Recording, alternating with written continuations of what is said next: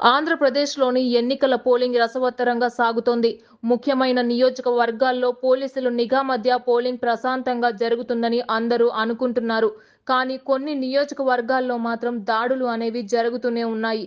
తమ ఓటు హక్కును వినియోగించుకునేందుకు ఇతర రాష్ట్రాల నుంచి అలాగే విదేశాల నుంచి కూడా ఓటర్లు కదిలి వస్తున్నప్పటికీ కార్యకర్తలు అలాగే అభ్యర్థుల మధ్య దాడులు అయితే జరుగుతూనే ఉన్నాయి.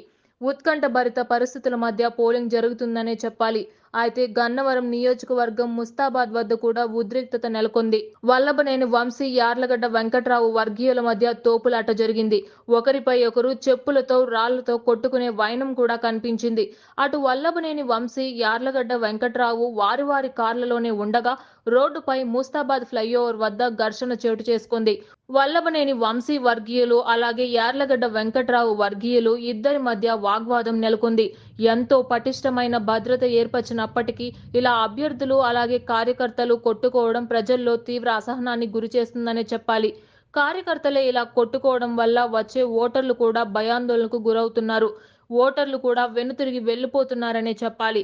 ఏది ఏమైనా ఆంధ్రప్రదేశ్ రాష్ట్ర రాజకీయం హాట్ టాపిక్ గా మారింది. ఇప్పుడు పోలింగ్ నేపథ్యంలో అధికార ప్రతిపక్ష పార్టీ పరస్పర దాడులకు దిగుతున్నాయనే తెలుస్తోంది.